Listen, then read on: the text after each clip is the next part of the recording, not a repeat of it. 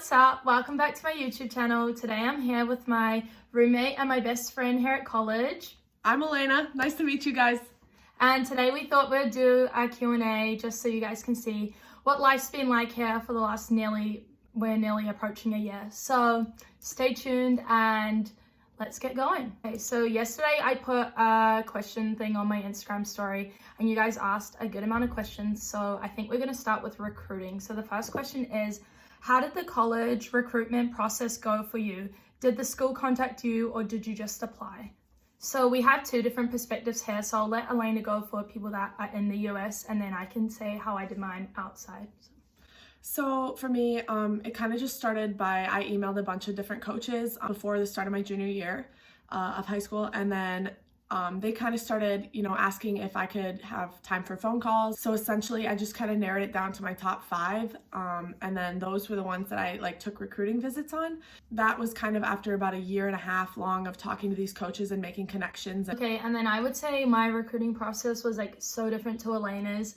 I had a recruiter who helped me and we put together a video of some of my best races to date, and this was I would say this is between my junior and senior year of high school, so year 12, 13 for people that are not in the US.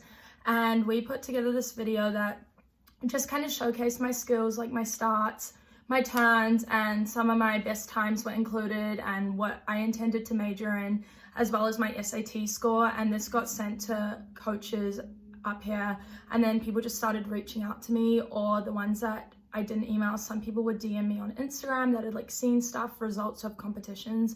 And I think the key to getting recruited is just putting up those times and reaching out. A lot of times coaches you lose contact with, you just have to be persistent. And then I guess it just narrowed down to I knew where I wanted to visit on my recruiting visits. So that was pretty much mine. Okay, our next question asks, are you finding it hard to manage swim and study at college? How hard is it? I would say we get given a lot of resources and help, so that definitely helps. You can get tutoring, or our advisors always help us. I definitely think you have to be proactive and organized, disciplined, all those things.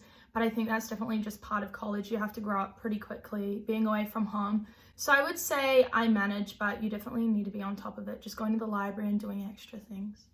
Yeah, it's definitely helped me living with Andy. I'm somebody who procrastinates, so having somebody as, good at being on top of their schoolwork has been a positive thing for me. But I think especially having online school, it's been good for both of us to be able to, learn how to manage our time wisely and be able to do things on our own time when we have that time around practice. I think it's just all about, knowing when you need to get things done, and sometimes you have to make sacrifices to get that academic schoolwork in and to be able to do all of the things that we want to do. So I think it's just about discipline. The next question, what are you majoring in? I'm doing a double major in finance and accounting. And I'm majoring in kinesiology, doing the pre-med option. What is the weirdest thing that Americans do that you discovered after moving here? Oh, guys, this is so hard. Well, you've lived. Well, they drive on the wrong side of the road. And okay, when I came here, I would clean my teeth in the shower. I always brush my teeth in the shower, but everyone just thought that was so weird. So I think it's weird that you don't clean your teeth in the shower. Well, I do now. What else do I find weird? Probably just some things we say. Yeah, probably some things that they say, but now I pretty much say them too. Okay, well, I feel to build off that, how are your first impressions of the US compared to stereotypes?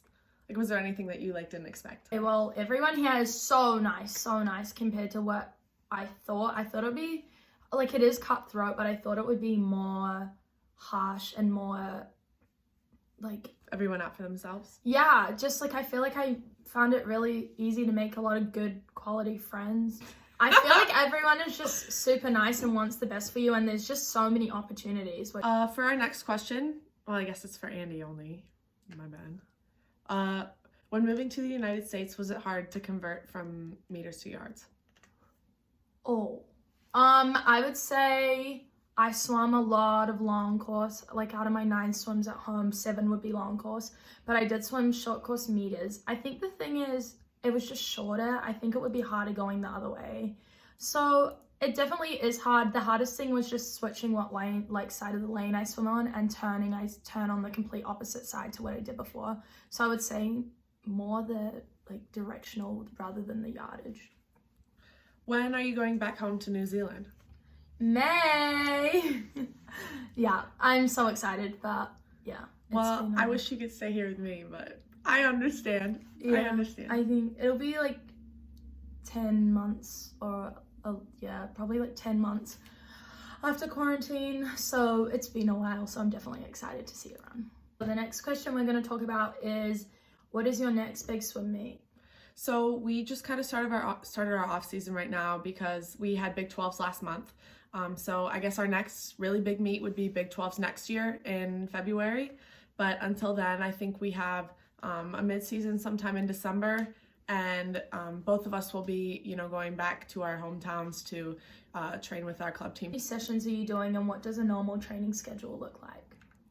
Well, right now we're in quarantine, so 0. So this is why we're filming this video, because it's the perfect opportunity. Yeah. I only say, so we're in off season as well for when we actually do go back after this. But in a normal training schedule, we would have how many swims? And then lifting? Mm-hmm. Normally 10 swims, and how many weights? 3. I don't know. When it's warmer, we do some running as well, like the stadiums. So, But after this, we're pretty much just swimming once a day and lifting like 3 times a week, because it is the NCAA limits that we have to play by. But yeah, pretty standard, I would say. Yeah. Okay, the next question we're going to say is, do you feel pressure to look a certain way in your sport? I like this question. I think we need to talk about this more. Okay, so I feel like there's so much pressure from what you see on social media and what people talk about, or race weights, or all of that trash. And I think it needs to stop. And the thing is, what works for me doesn't work for someone else, especially even just between Elena and I. What works for Elena doesn't work for me. So I think you can't put pressure on yourself to look a certain way, and it's hard not to compare, but I don't think putting pressure on yourself to do that way, it just like doesn't work. And there's no right way to look. There's just the plain simple answer. So if you do put pressure on yourself, please don't, because everyone's at different stages, going through different things, from different events, different training schedules, and it doesn't work. Maya asked, what is your favorite stroke? Well, I am a breaststroker, but I also do IM. So I think for me, it kind of depends on the day. I like doing all of them, but yeah, definitely breaststroke. My main stroke is freestyle. So exciting. And I think I like breaststroke. It's just a fun stroke. I would disagree with that. I find it to be the hardest, but maybe that's just me. Okay. The best advice for young swimmers wanting to follow in our footsteps, from Harriet. Oh, that's cute. I think it's important for young swimmers to realize that, no dream is too big. If you set your mind to it and, you do everything that it takes to get there, like, you're going to get there. I think it's just very important for people to, pursue what they love.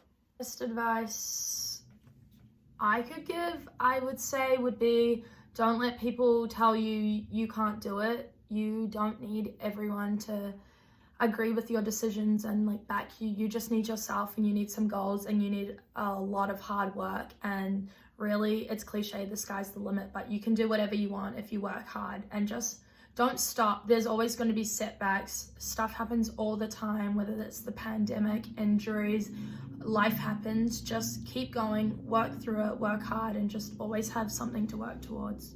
Yep. And honestly, I think using those setbacks as a means to, move yourself forward is probably the biggest thing and the best thing that you can do for yourself. What made you pick Iowa State? To be completely honest, I wasn't going to come to Iowa State until I took my visit. The visit definitely sold it for me. I came on the very last one that they were hosting, and I fell in love with it.